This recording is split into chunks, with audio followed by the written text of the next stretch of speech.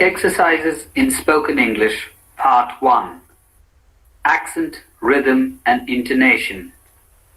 Word accent. Lesson 2. In English, there are a number of two-syllable words in which the accentual pattern depends on whether the word is used as a verb, noun, or adjective. In these words, the accent is on the second syllable when they are used as verbs, on the first syllable in other cases. In this lesson, practice is given in using 10 of these words according to their function in sentences. Exercise 1.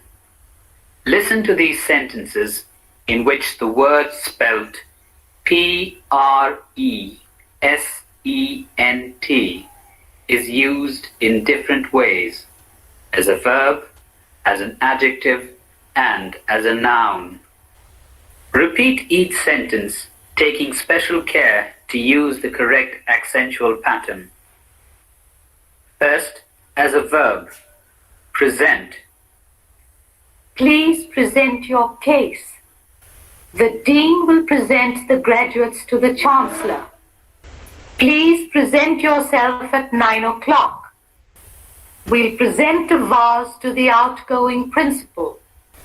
Now, as an adjective, present. What is the present position?